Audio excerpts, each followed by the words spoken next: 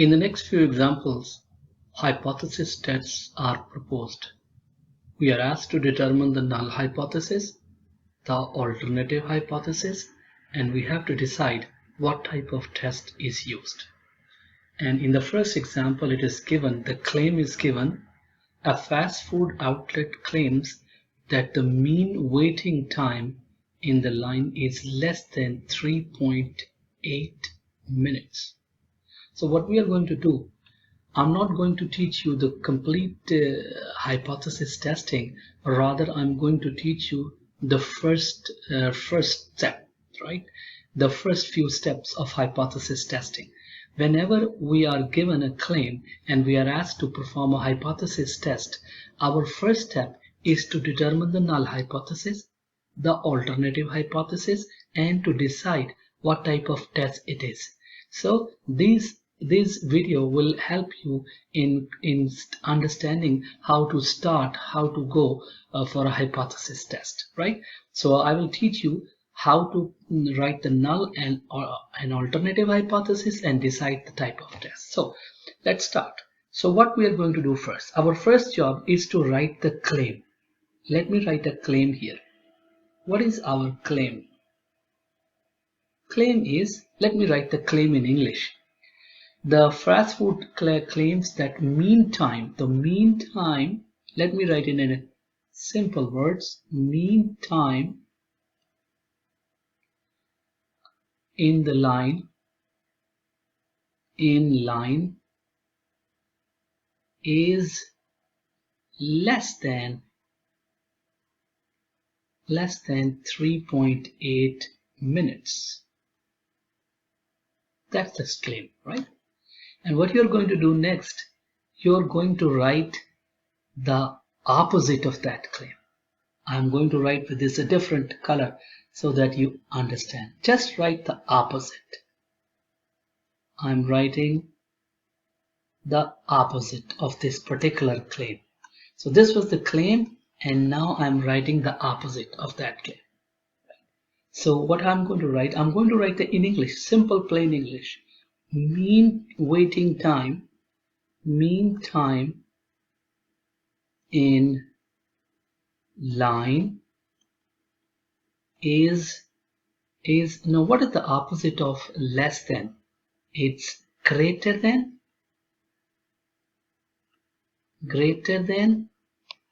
or equal to 3.8 minutes. So remember, the opposite of less than is greater than. So if I have an operation, this is the less than operation, its opposite is greater than or equal to. That's what I'm saying, right? So what I have done here, I have written a claim in simple English. I have written its opposite. Now this is a math problem. So we have to convert this claim into a mathematical symbol, and we have to convert this opposite of that claim into a mathematical symbol. How we're going to do that? Let's see. Now we're going to write the mathematical form. It's a mean time, right? We have to find the hypothesis, and these are the statement of the statement regarding the population parameter. And you remember, the mean is represented by a math symbol. What is the symbol for the mean, for the population mean? It's mu. So what I'm going to do now, I'm going to write the mathematical form. So what I'm going to say that the mu, the mean, the population mean time is less than, I'm going to convert this into a mathematical symbol. This one is less than 3.8. This is what I have written, the claim, my original claim, which first I wrote in English, now I wrote in a mathematical symbol, because this is a math problem. Hypothesis testing is a mathematical problem. So I have to convert into a math symbol, right?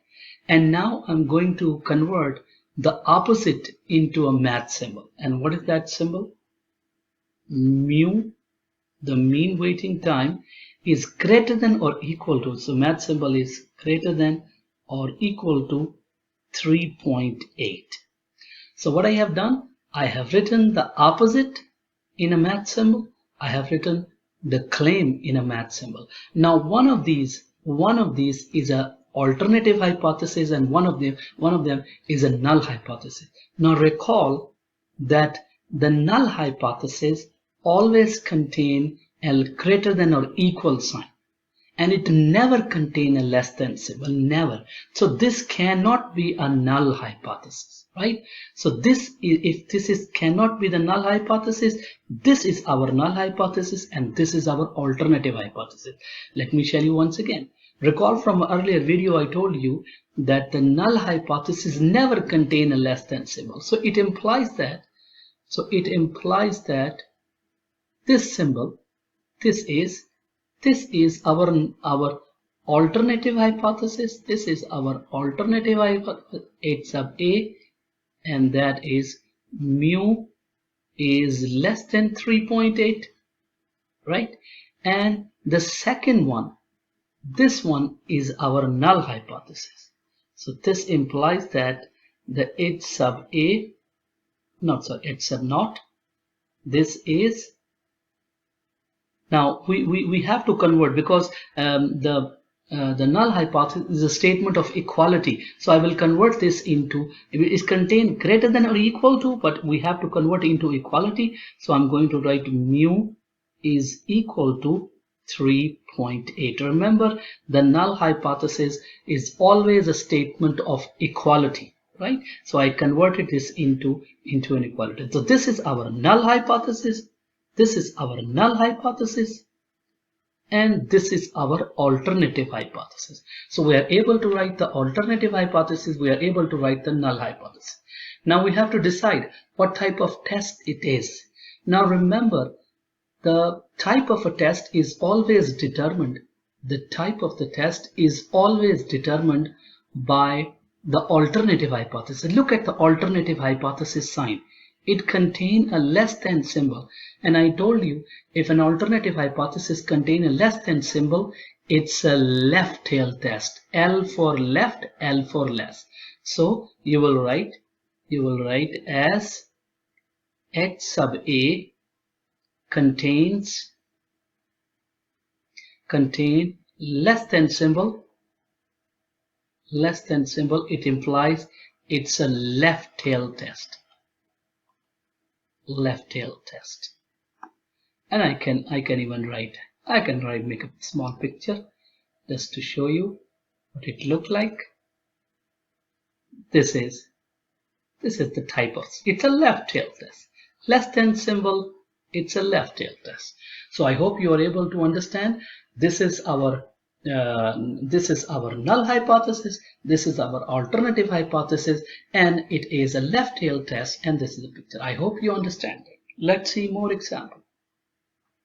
Again, we have to write the null hypothesis, the alternative hypothesis, and the type of hypothesis test, right? So let's see how we're going to move. What is the claim? The mean IQ of a statistics teacher is greater than 160. Let me write the claim in English, and let me write the opposite of that claim in English. Pause your video and think about it, what it's going to be. So I hope you have come up with these two statements. The claim, the mean IQ is greater than 160, and the opposite, the mean IQ is less than or equal to 160. But this is a math problem, so we have to convert this English symbol into a math symbol. So let's convert this into a math symbol. For the mean, we have a symbol mu, and is greater than, this is greater than 160, right? And we're going to convert this, the opposite claim, into a math symbol which says mu is less than or equal to 160. Okay. So we have written the claim and its opposite into a math symbol. Now one of these is an alternative hypothesis. Remember, one of these is an alternative hypothesis and the other one is a null hypothesis. So which one is an alternative and which one is a null? Remember, the null hypothesis never contain this greater than symbol. Never. It always contains less than or equal to. It's never contained. So this cannot be the null hypothesis. If this cannot be the null hypothesis, this has to be an alternative hypothesis. It's sub A, it's mu greater than 160. And now if the first one, if this is the alternative hypothesis, this has to be a null hypothesis. So this implies that H sub naught, it says mu, and what we are going to do, remember the null hypothesis is always a statement of equality. So we are going to get rid of this less than, and we're going to only take equal sign. Mu is equal to 160. So my dear, this is our null hypothesis and this is our alternative hypothesis. Now we have to decide the type of test. What type of test is this? This is very obvious, as the alternative hypothesis contain a greater than symbol. Look at that, it's a greater than symbol. And I told you in my previous lecture, previous video, if the alternative hypothesis contain a greater than symbol, it's a right tail test, right? So it's a right tail test, implies that this is a right-tailed test. And I can make a picture for that for you. It's look like this one. It's like this. It's a right tail test, right? I hope you are able to understand how to write the null and alternative hypothesis and how to decide the type of test. Let's see one more example. Again, we have to find the null hypothesis, the alternative hypothesis, and we have to decide the type of test. And what is the claim? And a manufacturer claims that the mean lifetime of the fluorescent bulb is 1500 hours, right? So I ask you to pause this video and think about it. What is going to be the claim in plain English, and what is going to be its opposite? Pause this video and write that down. So I hope you come up with these claim and its opposite. The mean life of a bulb is 1500 hours. In plain English, the mean life of a bulb is not 1500 hours, right? Now I ask you to pause this video as we are doing the third example to think about it. What is going to be what is going to be the mathematical form of this claim, and what is going to be the mathematical form of this opposite? Pause the video and write that down. So I hope you have come up with this mathematical form. The mean life of a bulb is 1500 hours. Mu, the mean, this is the math symbol for the population mean, is 1500. Is will be translated as equal sign. And what is the opposite? The math symbol for the mean is mu, and is not 1500. It's not equal to 15. So that's the opposite. So if the symbol is equal, its opposite is not equal. Remember that, right? So what I have to do, I have to, one of them, now I have to decide which one is a null hypothesis and which one is an alternative hypothesis. Remember, a null hypothesis never contains a not equal sign, never. So this means this is going to be our alternative hypothesis. It's sub A. This is our alternative hypothesis, which says mu is not equal to 1500. Right? And if this is an alternative hypothesis, it means this one must be the null hypothesis. So H sub 0, sorry for that, H sub 0. This is H sub 0, which mu is equal to 1500. Now I have to decide the type of test. After I have written the null hypothesis, the alternative hypothesis, I have to decide the type of test. And remember, the type of test is always determined by the alternative hypothesis. As the alternative hypothesis contain a not equal symbol, so it's a two-tailed test. So you will write as H sub A contains not equal symbol. It implies that it's a two-tailed test. Two-tailed test. And I can make a picture for that. Let me make a simple diagram for you guys. This one, the two tails are this one and this one. And this is the area in the two tails. We'll talk about this, what this area is all about. And I will talk about that. This area, this region has a special name. We'll talk about that later. But it's a two-tailed test, right? So I hope you are able to understand. I have taken three examples. In one of the case it was a right tail test, the other one is the left tail test, and the two-tailed test. I hope you understand. Thanks for watching.